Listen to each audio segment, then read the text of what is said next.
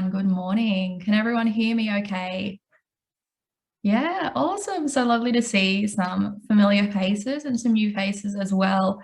I'll get the event started. So good morning. Welcome everyone to our WeWork virtual event. I'm Zanetta. I am a community associate at 5 Martin Place in Sydney. And today we are hosting a circular economy workshop with Reground and Farmwall. Before we commence, we would like to acknowledge the traditional custodians of country throughout Australia and recognise their continuing connection to land, waters and community. We pay our respect to Aboriginal and Torres Strait Islander people and cultures, and to elders past, present and emerging. For those that aren't already in our member community, WeWork is a global shared workspace company connecting people in beautifully designed spaces to foster a sense of community. We're located in more than 800 locations around the world, including Sydney, Melbourne, Brisbane, and Perth. So big thank you to Farmwall and Reground for hosting this session, and I'll hand it over to you, Julian. Thank you so much for that, Zanetta. Hi everybody, my name's Julian. I'm the operations manager at Reground. Thank you for joining us. In fact, WeWork has also reached out to us recently in regards to having your coffee collected from the WeWork offices in Melbourne, and also your soft plastics collected from your WeWork offices in Melbourne. So it really is a genuine focus of the WeWork business to into this sort of circular economy and sustainability focus, which is great. And thank you for WeWork for inviting us here. Just so everyone knows, this is our first time for Farmwall and Reground collaborating on a Zoom presentation like this, or a workshop. We do work together in the same space here in Melbourne, and we've decided to team up and spread the good news as best we can. So first things first, you know, everyone's played the Zoom game before, so the chat is open. Please feel free to put any questions, comments, any light bulb moments, any thought bubbles in the chat, and we'll try and get to them as best we can, or we can leave them to the end. Whatever you guys are feeling, please go for it, and I'll be moderating that as we go. Also, if you could just drop in there as well, if you're keen to put on who you are, who your business is, where you're joining from, we can do some shout outs to you guys along the way as well. First things first, we're actually going to throw it out to you guys, to the community. We're going to run a poll, and we're just going to run a very introductory poll on the circular economy, just to see where everyone sits on a scale of 1 to 5. In terms of, you know, 1 being your limited understanding and 5 being a very familiar understanding of the circular economy. So please give us a 1 to 5 on how familiar you are with the circular economy.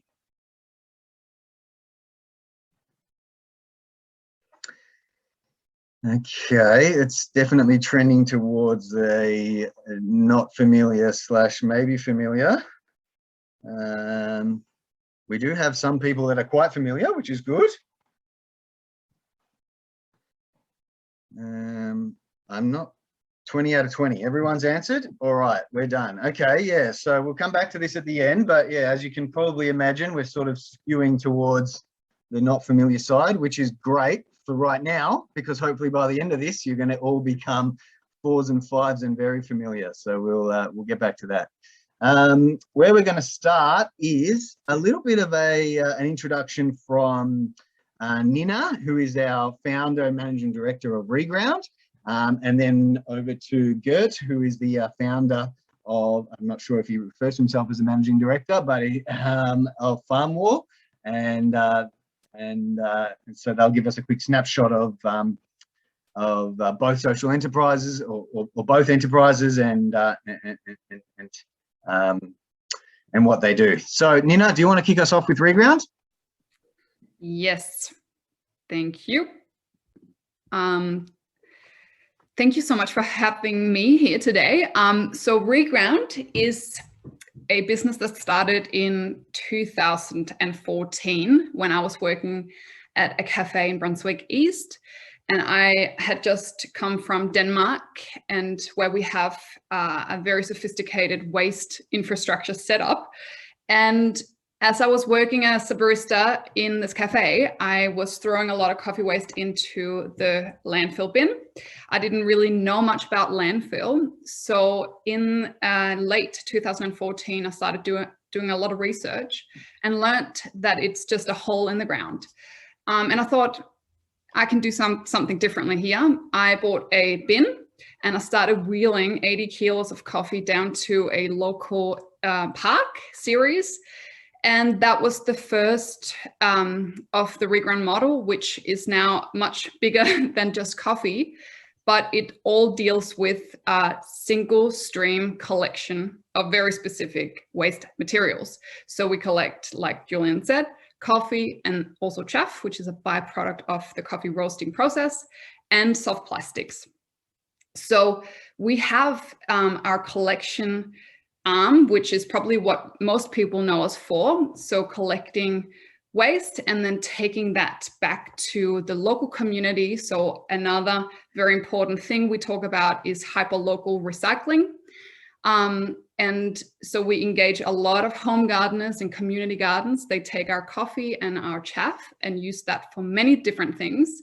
Most use it for compost, but many also innovate with it and create new products like textile and building materials. So very incredible things can come from waste and using that in innovative ways, and we can create new products. So that's the benefit of single stream collection. But we also have another arm, which is our consultancy arm, where we work with small businesses and large corporate organizations, and also state, local, and federal government now on what we like to call our waste sort of avoidance vision, which is about really avoiding and minimizing waste at scale. So we have our walking arm and our talking arm, and we are in essence a bit of a hybrid business doing both, but it really goes very well together. So that's Reground in a nutshell. Awesome. Thank you for that, Nina. Always inspiring. Over to Gert. Do you want to give us some background on Farmwall, Gert? Yeah, for sure. Can everyone hear me all right? So yeah, my name is Gert Hendricks. Started Farmwall about 5 years ago now, on a mission to transform our cities into food-producing ecosystems. I think we really believe that here at the center in our cities, we can make the changes that are going to change our food system and turn us back to an inclusive and regenerative way of living on this planet. So we design predominantly like educational technologies and tools to educate people about growing their own food and make it accessible and available for everyone. Putting the power back in our hands to include ourselves back into the food system. That food system can be on planet Earth by increasing biodiversity, but also we're working with schools to even do that on Mars and teach kids how to grow food in the future space generations. So yeah, lots of fun. And yeah, for us, like we've been working with schools, corporates, and parents at home. Like education is not something that just is the responsibility of teachers, but something that's all of our responsibilities to educate ourselves and the people around us. Yeah, we've worked with large corporations like Westpac, EY, Mervec, and the likes. And yeah, in the next couple of years, we're really spreading our presence in secondary schools and working with STEM teachers to really empower them to collaborate, work together, and make this regenerative food system a thing. Yep. Awesome. Thank you, Gert. And yeah, if anyone hasn't seen what a Farmwall setup looks like, I highly recommend it. It is a pretty amazing thing, and what they've achieved so far is incredible. So next we'll go back to Nina. Nina's going to give us a bit more of a snapshot on the circular economy, the principles of the circular economy, and what they mean. Thanks, Nina. Great. And I'm gonna share my screen. So let me just get that up. Can you all see this? Great. I'm hoping that that's a yes. That's the yes. Good. I wanted to just bring this illustration today because it is sort of illustrating how we at Reground work with the circular economy. But I was first personally introduced to the circular economy when I was at university in 2009, which I studied design. And the term cradle to cradle is a very common term that you get taught when you're learning about how to design products, design services, is because it's all about keeping materials in the loop. And that really was my introduction to what is a much, much broader and more complex thing, the circular economy. But I think it's very helpful to actually think of the circular economy through a design lens, because that sort of makes it very specific. So in the circular economy, we talk about 3 principles. The first one is designing out waste and pollution. So I think this principle is why the circular economy on many levels gets associated with waste a lot and waste management. I can give you an example of how last year the Victorian government released their Recycling Victoria policy that was actually meant to be called the circular economy policy of Victoria. So it very much is about recycling and keeping waste in the loop, which is the second principle. It's actually keeping materials in the loop. But when we think of designing out waste in the first place, it's about designing services and designing products where we use as little resources as possible and keep those materials as pure as possible so they can be kept in the loop and reused again and again. And the third principle of the circular economy is regenerating natural systems. So it's about, this is where it gets a little bit more complex, because it also speaks to the world around us and how all our products and our services actually influence other systems, natural systems. And if we can start to think about designing better products, better services that also loops in our natural environment, then we have sort of covered all bases. But really, circular economy thinking is something that is a spiral. It's a never-ending thing and thinking process. So, for example, at Reground, usually our engagement with our customers start with, them starting to recycle their coffee grounds or their soft plastics. But then it leads to workshops like this, and then it leads to more workshops or spreading that to other sites, and education, internal education sessions, education to your community. So the circular economy really is a never-ending thing, and it keeps getting refined. And I think a core element as well to mention is how it actually calls for us to collaborate. This is, I think, the biggest difference between the linear economy and the circular economy is that when you think of businesses operating in a supply chain on a linear system, it's just a transaction. But in the circular economy, it actually acknowledges that we are all a part of the problem. We're also all a part of the solution and creating that together. So a great example of that is, for example, soft plastics, which in the coffee industry, a lot of coffee bags are now soft plastics, but that is, the manufacturers are saying, yes, that can be recycled. That material is a mixed material. So when we receive that, we can't actually recycle that. So that's a very interesting sort of little example of how the linear economy still at works, because the different players in the supply chain is not communicating.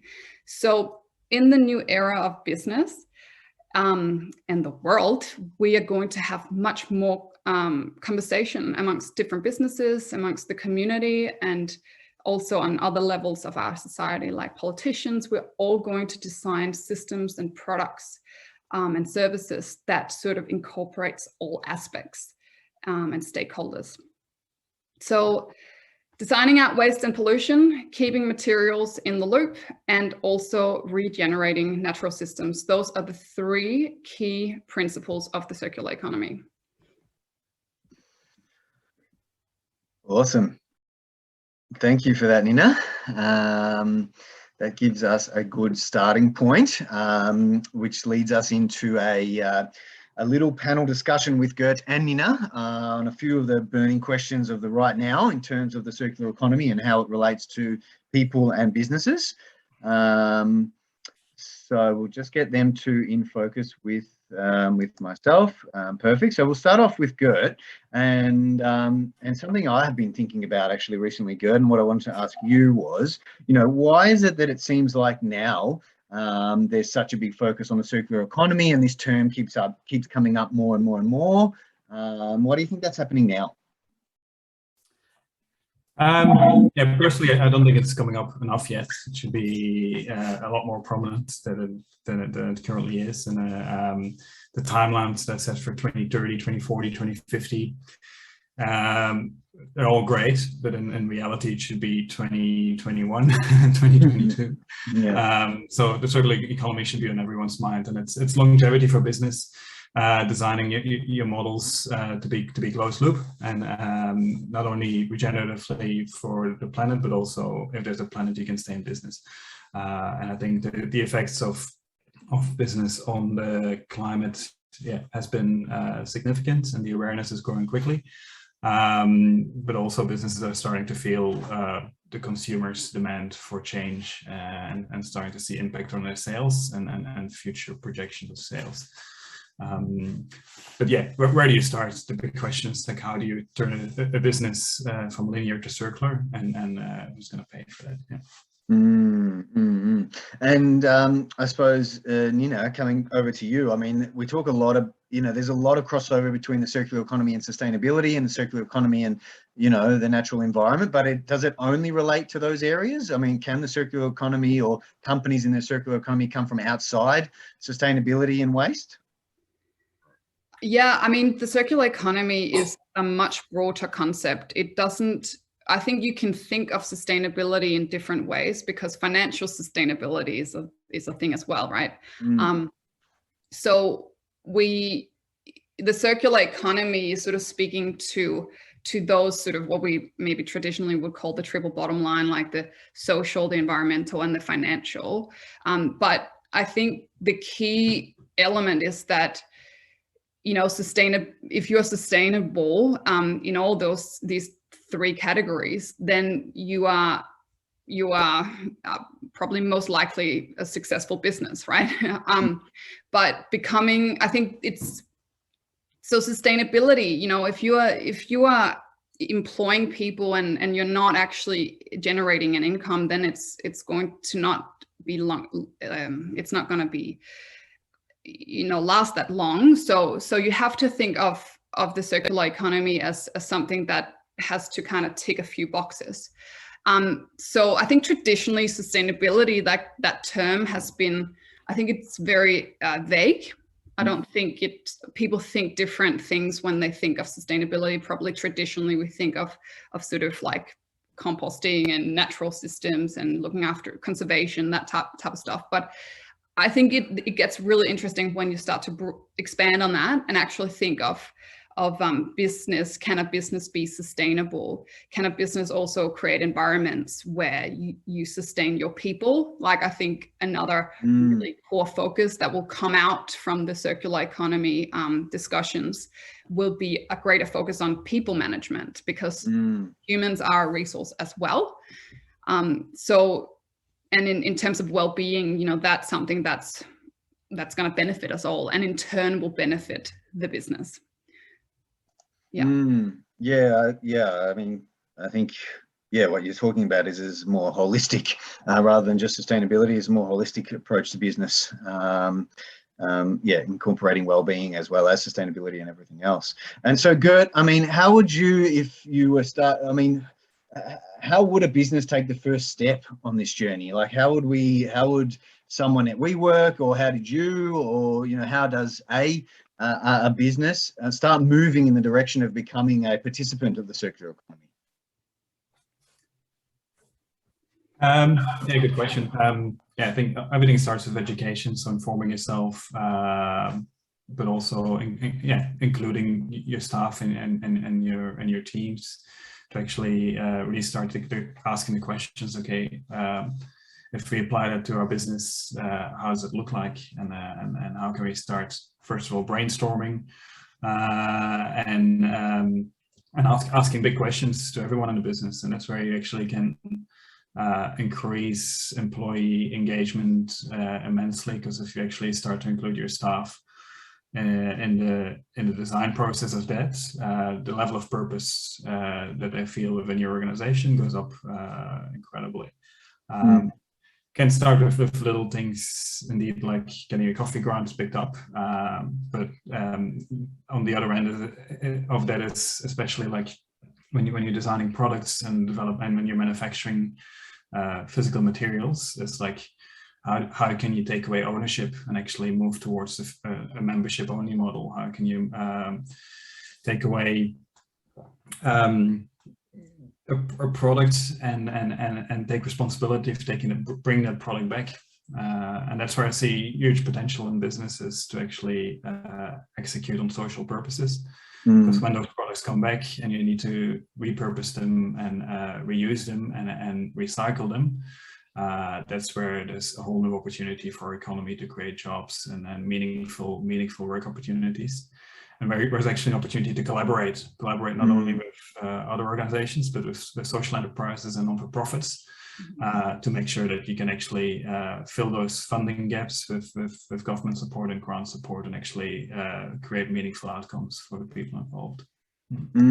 Yeah, good point. I mean, knowledge is power, and even starting with this, attending this workshop right now and getting a better understanding of the circular economy, and then trying to build out more and more education, I suppose, as you've said, build up to that end goal of full transition. I mean, and Gert and Nina, sorry, I mean, you and Gert have both spoken, touched on a little bit around the financial side of it. I mean, do you think, or have you experienced sort of a cost in transitioning to a circular economy based business, or do you think businesses are scared to move that way because they think it is going to cost them more or hurt them financially?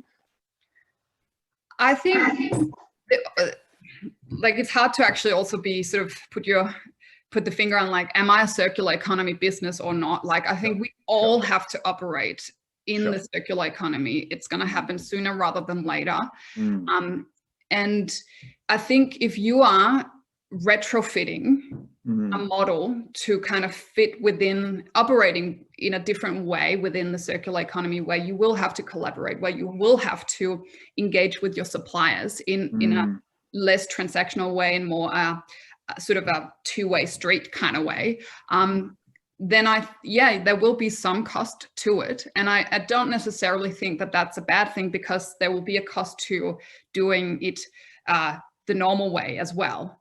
Reinventing and innovation is actually a really important part of the circular economy, because it sort of also recognizes that there are some machines and there's some technology that's outdated. Technology isn't necessarily the answer to the circular economy, because it's a thing that's happening in real life. But technology and innovation are really drivers of switching from linear to circular. So when you are a business that needs to do that transition, because yes, in the perfect world, we all start businesses that have circularity in our DNA, but we will have many businesses that will have to make that transition. And I really think it comes and starts from being very smart about your decision making and being resourceful with your resource, like with your materials, the way you design, who you work with, as in your supply chain, will also mean that you will be more resourceful financially. So I think those two things can go hand in hand. But with any change, there will be some pain and some, money we have to spend to invest in making that transition. But yeah, I think to Gert's point before that, if we don't have a planet, then what are we going to trade on? Like if we don't have resources to create materials out of, then we just, don't have a business. So I think it's like, it has to happen. And starting that dialogue with your team, with other businesses, is something I think is a really, really important first step. And can I just say, like, the way that the collaboration between Reground and Farmwall has sort of come about, it feels like you're just friends. It's like if your business were a person, Farmwall and Reground would be friends. And so it's sort of like a second brain as well. It's like you can brainstorm together, you can problem solve together, you can expand on your team almost. So there's just so many other benefits that can lower cost in other ways, I would say. Yes, have your business find more friends. That is excellent. But I think also, as we've just discussed in the last 2 points, it's a step-by-step thing. You can't just pick up your whole business and wholesale change it into a circular economy participant. It's just every little thing you can do, get your education, then little bit by little bit. It sounds like, you build up to it, and in the end, you'll be there. So just coming back to you, just on that tip of well-being, as we've spoken about a couple of times, do you think that there's a different way that people or humans that work in these businesses that are focused on a more focused on circularity or on the circular economy, do you think that they respond differently when they're working in these style of businesses? Yeah, absolutely. Depends from person to person still, of course, but you can see huge trends going towards purpose and meaning in a job, and for organizations that are circular and that are doing something towards the environment and really care about their people and the planet.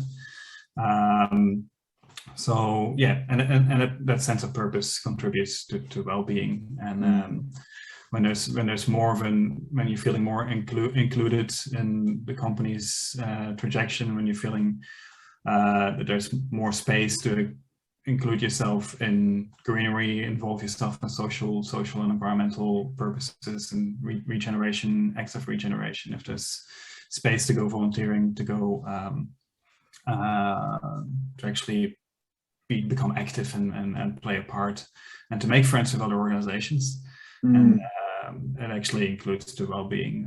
We did, like a couple of years ago, we built a farm in the basement of the EY Center in Sydney, Reground.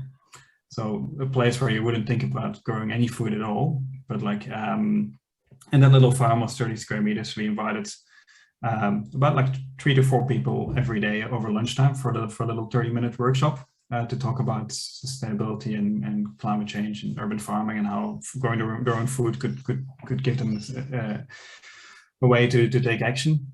And on a consistent level, their stress levels on those days compared to the days when they weren't interacting with us dropped by 46% consistently. So if you take half an hour a day, actually engaging with an activity that leads to feeling better about the future, feeling more hopeful about the future, but also like feeling more included in your organization and feeling that your employer actually cares about you doing those activities. Yeah, 46% is a huge percentage, and that leads to higher productivity, better outcomes, and you take that home into your family, leading to better well-being there. So yeah, totally. Absolutely, proven results. Good man. And the last one, just back to you for our last question in terms of how people on this call, people in general can implement circular economy principles in their own daily life or in their business. We've touched on it a bit already, but maybe just give us some, a couple of quick things to take away that will be easy steps forward. Okay.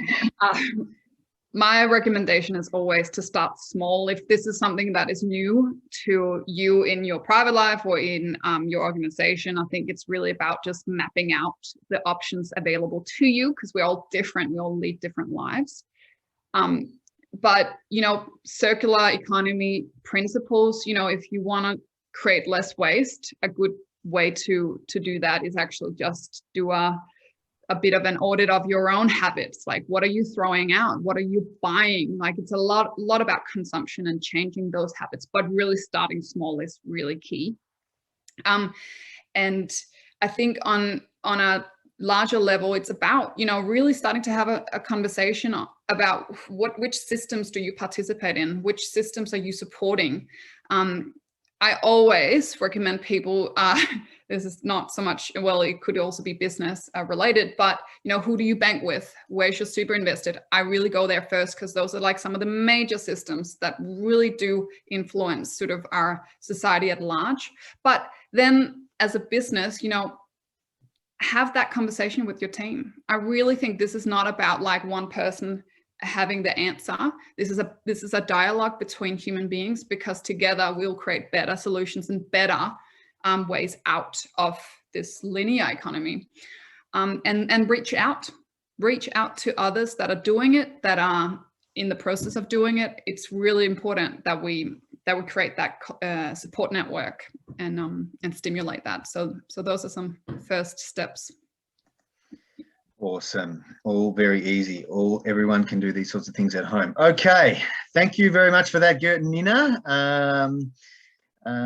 Very insightful as always. We're now moving on to the hands-on, tangible, tactile part of this workshop. Everyone should have their packages at home sitting in front of them. We're going to throw over to Patrick, our microgreens expert, who's going to help everyone set it all up and unbox it, and hopefully have you eating lunch in 7 to 10 days. So Patrick, are you out there somewhere? Yeah, so here I am. Great. I'll just put myself on spotlight there. So everyone, I'm like you guys, and we're all joining from home, so you should be able to see my desk now. So I'm Patrick, I'm from Farmwall, and I helped put together the kits that everyone's received. Amazing. If you don't have it in front of you, or you don't feel like doing it just now, that's okay. I am just going to do like a really quick speed run of how to use the pots and grow some microgreens using coffee grounds, but feel free to follow along. So first thing is open your kit, and before we jump into it, I'll also mention everything in the kit is either compostable or reusable. So the packaging is all compostable. Your pots can be reused. Your glass jar with the seeds can be reused. The paper can be reused, just to show, sorry, composted or reused, as well as your spray bottle. When you do open it up, you'll have the thank you card. You can use that QR code there to join our online community ecosystem. And in there will be the circular economy course. That'll have all the detailed instructions on how to use this, and also a few things about what are microgreens, why reusing coffee grounds is really good and what it's for, and also a bit more about the circular economy, similar to what we've been hearing today. So if you want to use your kit to grow some microgreens at your desk, which is a really good way to close the circular economy loop and reuse some materials, but also it's really good for your well-being, because you'll have a nice little plant at your desk, which eventually, if it goes well, you'll be able to use that food to sprinkle on your lunch or your dinner, and that'll also be really good for both your physical and mental well-being. You just grab one of your pots. I'm aware that some couriers may have decided to celebrate AFL Grand Final week by kicking your package around. So if your pot is broken or cracked, that's okay. You can still reuse it. Crushed terracotta is really good as a soil substrate, so you can put that in your garden. You can also use it to put at the base of pot plants. There's a few other little things that you can use it for, so it's not to worry. And there are a lot of different things you can use to do this same exercise. So you can use a coffee cup. You can cut the coffee cup to be about the same height as that, stab it, punch a hole in the bottom with a pen, and then use that. And you can do that with any kind of plastic container or anything like that. So you get your pot, get one of the little terracotta dishes, and what we'll be doing is putting the coffee grounds into the pot. And those coffee grounds, they're a coffee ground compost mix. The coffee grounds have come from Reground, and what we'll do is we'll fill the pot up just to about 1 centimetre below the top. It's sometimes helpful to have a spoon to do that, but you can just use your fingers or sprinkle it in using the packet. So maybe while I'm doing that step, and some people are following along, maybe Nina or Julian, you could drop in and talk for a minute about the coffee grounds that we've got, maybe where they're from or where they may have come from.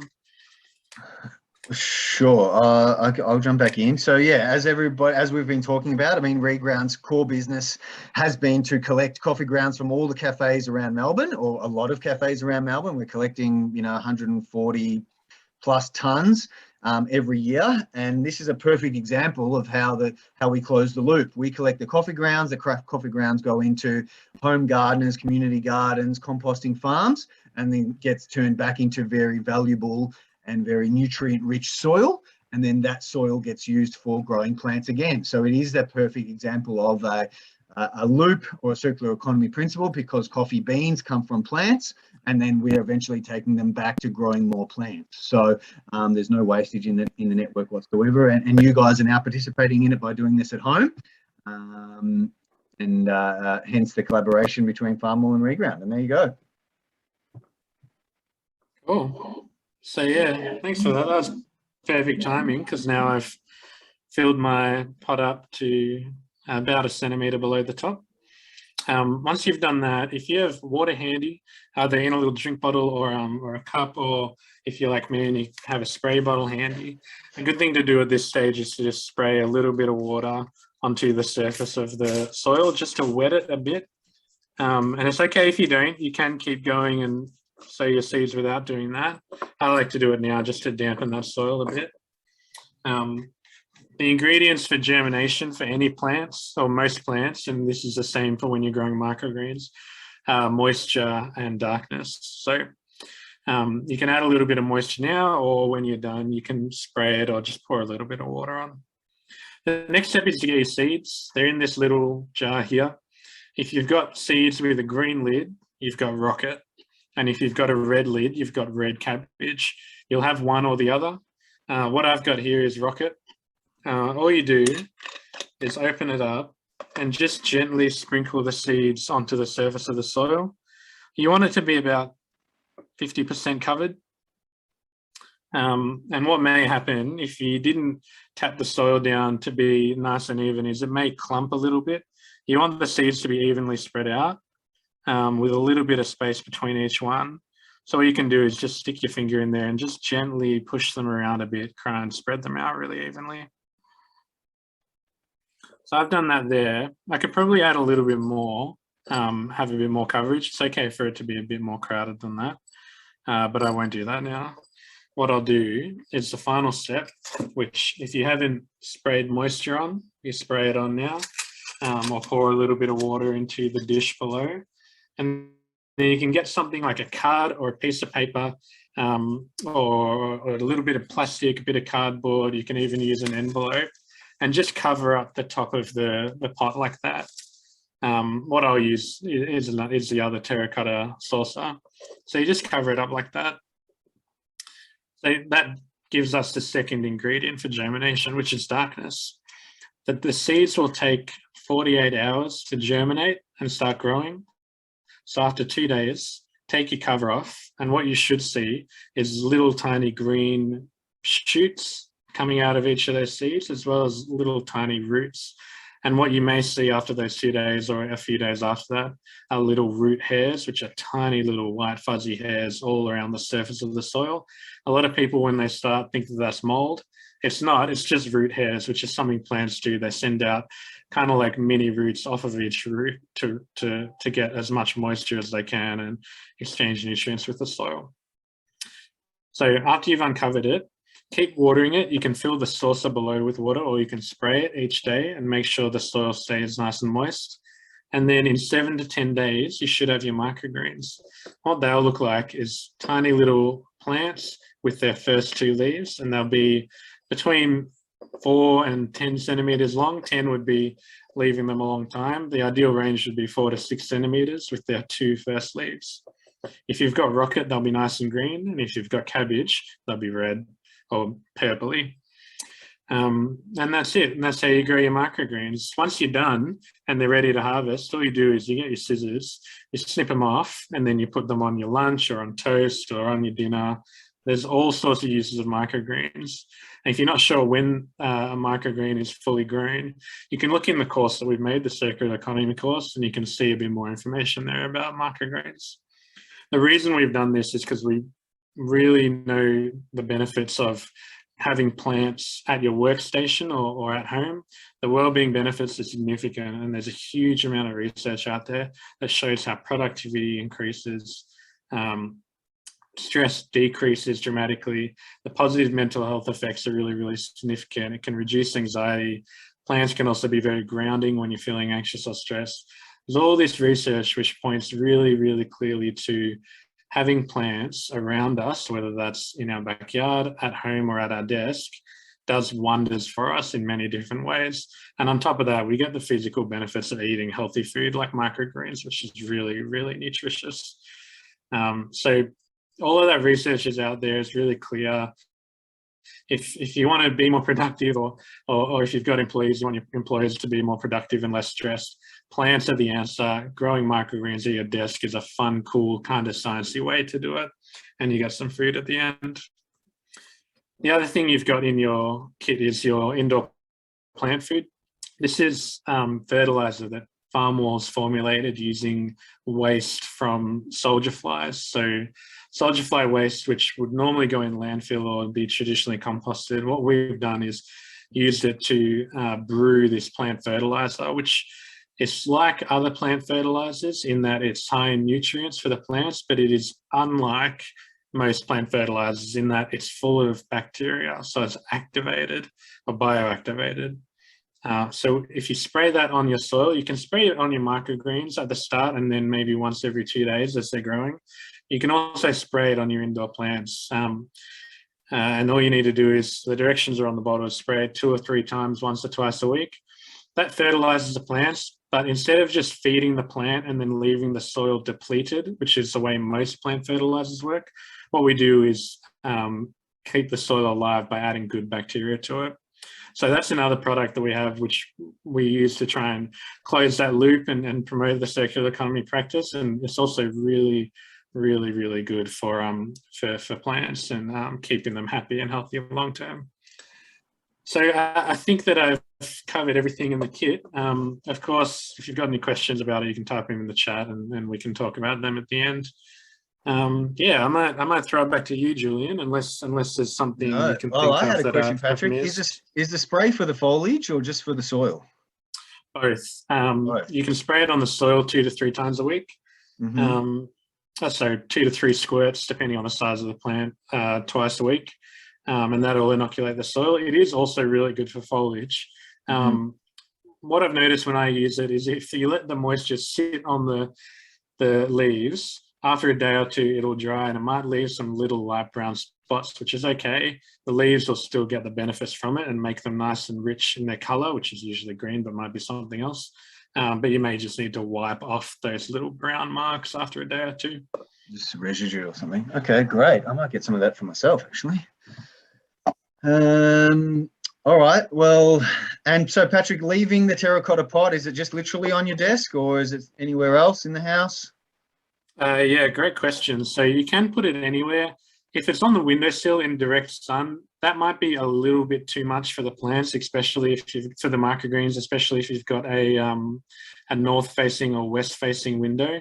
Usually okay, but everywhere's different.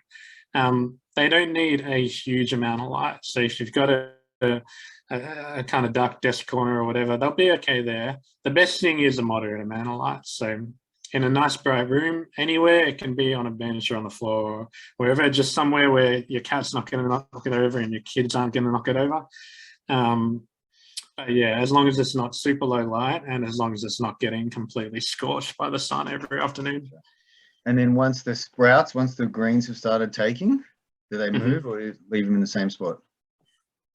You can leave them in the same spot. And yeah, if you see that if you notice that they're leaning somewhere, that means they're looking for a bit more light. So you can put it wherever they're leaning towards. That's the little plants, the little rocket microgreens or cabbage microgreens telling you that there's some better light somewhere over there or over there. So if you notice that happening, you can move it somewhere a bit sunnier, wherever they're pointing towards.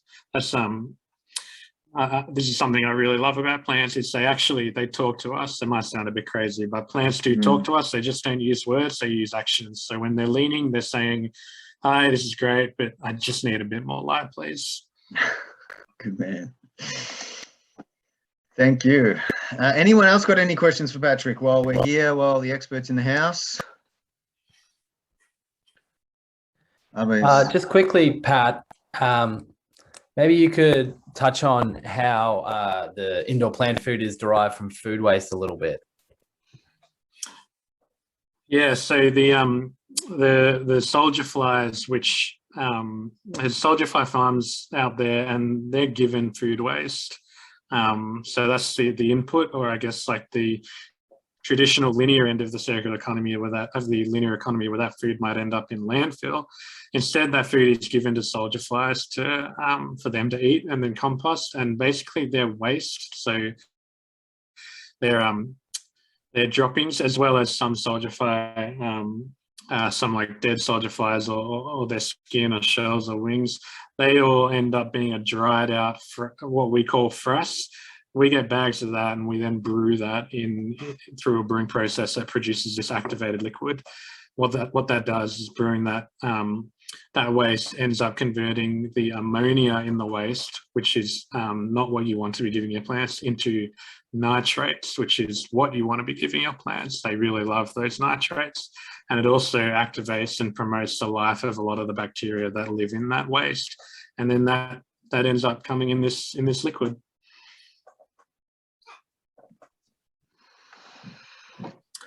And I did see another question in the chat.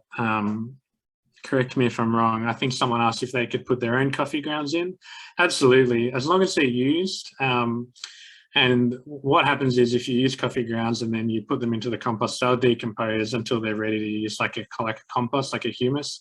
You can use coffee grounds as soon as you're done using them. They just still need to go through that process of breaking down. So what can be helpful is mixing them with 50% soil or another compost, which is what we've got here. We have half coffee, half compost. So the coffee will decompose, but it won't end up just being a single anaerobic acidic decomposing heap. It'll be doing that while the soil will also be supporting it and maintaining a really neutral soil profile or chemical profile.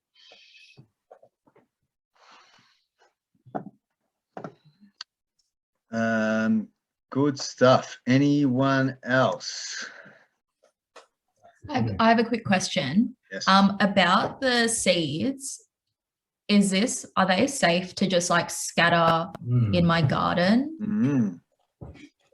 Absolutely. Yeah, they're the same as these are the same as a bag of rocket seeds or cabbage seeds that you get from the nursery. These are untreated seeds. Maybe some that you get from Bunnings or from some nurseries are treated, but absolutely they can be scattered in your garden, and they hopefully, depending on the conditions and the soil and the rain and all that, will grow into rocket plants or cabbage plants. I will say though that both the rocket and cabbage, it is better if you sow them in a tray or a little pot, and you grow the seedlings, you raise them, and then you pick out the best ones, and those are the ones that you put in your garden. But absolutely, if you just want to do what I do, which is pretty loose and low maintenance gardening, then just chuck them in and let nature do its thing.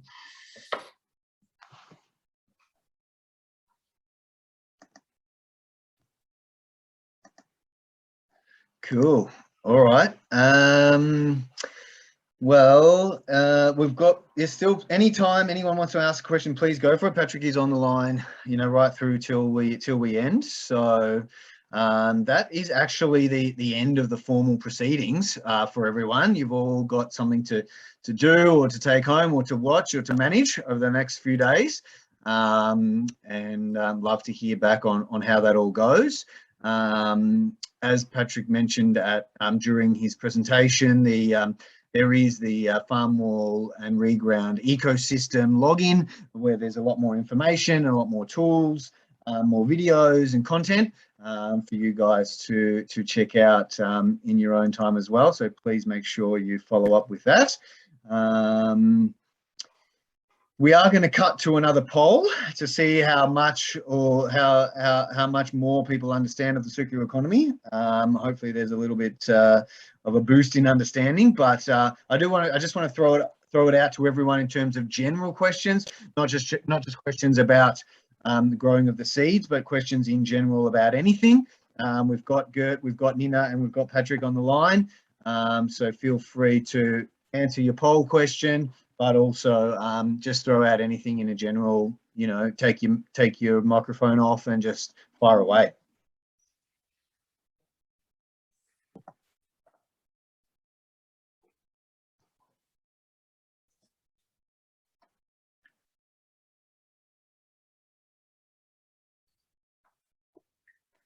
I have a question for Gert. Could you touch on the other kits that Farmwall offer as well? Yeah, for sure, no worries. Yeah, this is a small activation to do at your desk. You can repeat the microgreen exercise, so there's enough seeds in there to be able to do this maybe 6-7 times in a row. So you can be eating microgreens every week for the next couple of weeks. But yeah, we've got larger urban farming kits available on our website, which is a complete indoor farm with aquaponics and hydroponics that fits on your desk as well. It has a little fish tank and teaches you everything about how to grow food regeneratively and even without using soil. So how you can grow food in any space, in any indoor setting. And then our larger Farmwalls, which are more like bookshelf style, when everyone's back in the office, of course, they're available for ESG team building activities. We actually team up with your whole team growing food for the office in a sustainable and regenerative way, while learning about urban agriculture, being self-sustainable, and learning lifelong skills for yourself and your family that put you back into the food system. By true knowledge. It's good fun. It doesn't take a lot of maintenance, and you get a lot out of it. And the benefits of growing indoors is there's no pests, there's no possums, no rats, and your level of success and instant gratification will go up immensely, because we'll start with microgreens, and you'll be eating and sprouts, and you'll be eating your harvest within 7 days.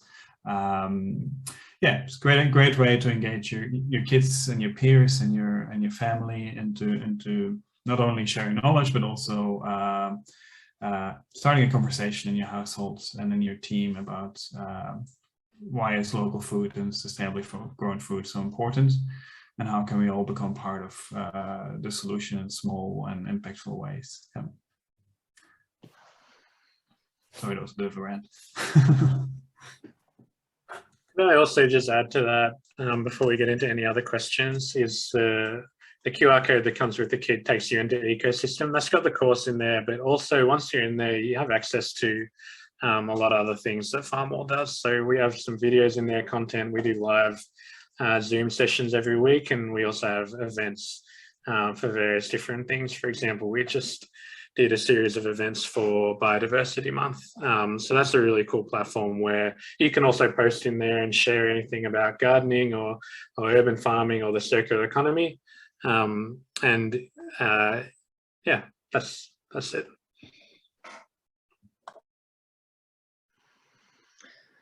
Okay, anyone else? So surely someone else, we've triggered something in someone out there. Are you holding back? Please feel free. We've got a couple more minutes. So there must be someone's cogs turning somewhere. The results of the poll are in, and they're much better. They're skewing much more towards the very familiar side of things, which is great. So hopefully we've inspired some small changes there from some of you.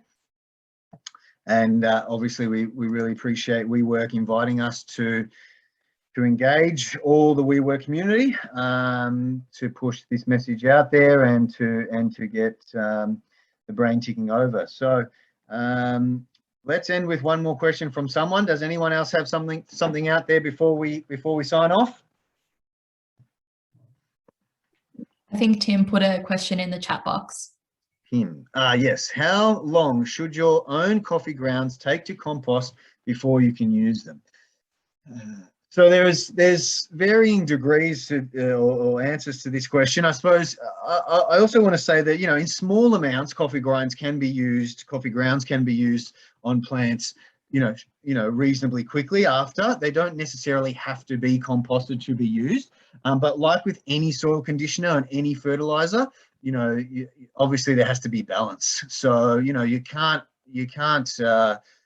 put too much sheep or chicken or any of your usual manures or fertilizers on plants, because it will burn them, similar to coffee. You can't water your plants too much because that will kill them as well. So, in balance, coffee grounds can be used alongside other soil conditioners. But yeah, I mean, the best optimum case is to have them in your aerobic compost facility at home, which is a compost bin that you're turning to get it to break down quickly. There's heat that's building up inside there, and then your compost will come out. Now, in my own garden, I'm using compost that, lots of horticulturists will think is probably underdone. They really like to see it, a compost bin coming out like smelling like earth and really broken down almost to a soil.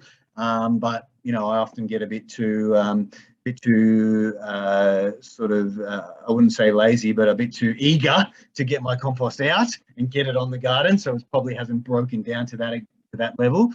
And lots of people often add more potting mix or add more carbon to their compost heap to get it to being nice and fluffy. Whereas sometimes it can be quite, it's moist and smelly.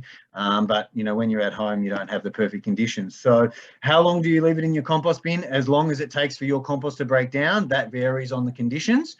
But you can also use it in part or sparsely, straight out of your machine if you let it sit in a, ice cream container for a little while so it does cool off a bit.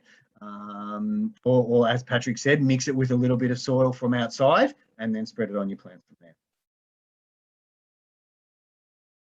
Right, I said there was one more question and that was it. So we've ended there. Thanks very much for everyone for joining. There's not much else we can say. Good luck with everything, and let us know, I don't know, via social media or any other way you can, how things are going with your microgreens. And I think an important thing was, the jar was quite full of seeds. So once you've done your first harvest, go again, have another crack, and see if you can get a second harvest going. Well, that's it. Thanks. And that's the end. Thanks, WeWork, and thanks everyone for joining. See ya. Thank you. Bye. No worries. See ya. Everyone, have a good day. See ya, Zanetta. Thanks Thanks, everyone. mate.